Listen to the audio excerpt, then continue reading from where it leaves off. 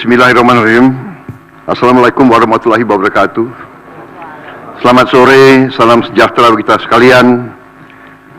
Shalom Salve, Om Swastiastu, Namo Buddhaya, salam kebajikan. Terima kasih saudara-saudara sekalian, teman-teman dari media, saudara-saudara sekalian. Sore hari ini dari sejak jam 3.50 kurang lebih saya hadir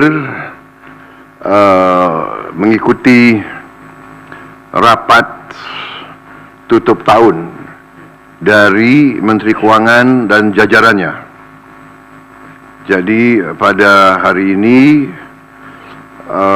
jajaran Kementerian Keuangan mengikuti arus masuk uang ke pemerintah Indonesia dari perpajakan, dari bea cukai, dari PNBP, ya. Kemudian karena tepat pada waktu nanti kosong, berarti tahun anggaran 2024 ditutup. Tadi saya diberi paparan oleh Menteri Keuangan pelaksanaan dari APBN 2024 dan alhamdulillah di tengah tantangan global yang penuh ketidakpastian, penuh ketegangan, penuh penekanan terhadap perekonomian dunia seluruhnya yang mempengaruhi harga-harga komoditas, yang ujungnya mempengaruhi penerimaan kita, juga mempengaruhi harga-harga minyak dan gas. Ternyata kita masih bisa mengelola keuangan negara dengan prudent, dengan bijak, dengan hati-hati, dan kita masih mampu untuk mengendalikan defisit kita dalam koridor yang masih cukup hati-hati dan cukup mampu kita kelola. Dalam hal ini juga saya kira ada baiknya juga saya menyampaikan beberapa hal tentang kenaikan tarif pajak pertambahan nilai PPN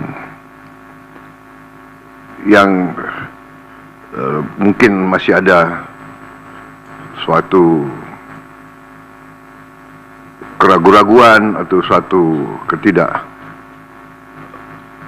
pemahaman, ya, yang tepat, sehingga saya setelah koordinasi dan diskusi dengan Menteri Keuangan dan jajaran beberapa kementerian lain, saya merasa perlu bahwa untuk menyampaikan sendiri masalah PPN 12% ini. Jadi saudara-saudara sekalian, kenaikan tarif pajak pertambahan nilai menjadi 12% ini merupakan amanah, merupakan perintah dari Undang-Undang Nomor 7 Tahun 2021 tentang harmonisasi peraturan perpajakan. Jadi, sesuai kesepakatan pemerintah Republik Indonesia dengan DPR tahun 2021, kenaikan tarif dilakukan secara bertahap dari 10% menjadi 11% mulai 1 April 2022. Ini sudah dilaksanakan. Dan kemudian perintah undang-undang dari 11% menjadi 12% pada 1 Januari 2025 besok. Kenaikan secara bertahap ini dimaksud agar tidak memberi dampak yang signifikan terhadap daya beli masyarakat, terhadap inflasi, dan terhadap pertumbuhan ekonomi. Saudara-saudara, sudah merupakan sikap pemerintah yang saya pimpin, juga saya yakin juga pemerintah pendahulu saya, bahwa setiap kebijakan perpajakan harus selalu mengutamakan kepentingan rakyat secara keseluruhan, perlindungan daya beli rakyat, serta mendorong pemerataan ekonomi. Komitmen kita adalah selalu berpihak kepada rakyat banyak, berpihak kepada kepentingan nasional, dan berjuang dan bekerja untuk kesejahteraan rakyat. Karena itu, seperti yang sudah saya sampaikan sebelumnya dan telah berkoordinasi dengan DPR RI, hari ini pemerintah memutuskan bahwa kenaikan tarif PPN dari 11% menjadi 12% hanya dikenakan terhadap barang dan jasa mewah. Ya, saya ulangi ya supaya jelas. Kenaikan tarif PPN dari 11% menjadi 12% hanya dikenakan terhadap barang dan jasa mewah, yaitu barang dan jasa tertentu yang selama ini sudah terkena PPN barang mewah, yang dikonsumsi oleh golongan masyarakat berada, masyarakat mampu. Contoh, pesawat jet pribadi itu tergolong barang mewah yang dimanfaatkan ataupun digunakan oleh masyarakat papan atas. Kemudian kapal pesiar, yacht, ya, motor yacht. Kemudian rumah yang sangat mewah, yang nilainya di atas golongan menengah. Artinya, untuk barang dan jasa yang selain tergolong barang-barang mewah, ya, tidak ada kenaikan PPN, yakni tetap sebesar yang berlaku sekarang, yang sudah berlaku dari sejak tahun 2022. Ya. Untuk barang dan jasa yang merupakan kebutuhan pokok masyarakat, yang selama ini diberi fasilitas pembebasan atau dikenakan tarif PPN 0%,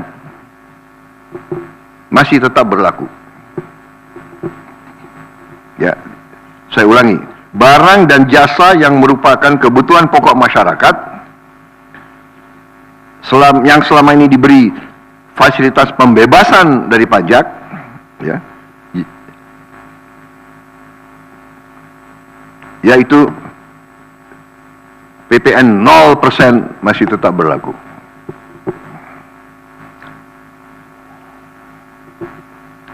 Pemerintah telah berkomitmen memberi paket stimulus.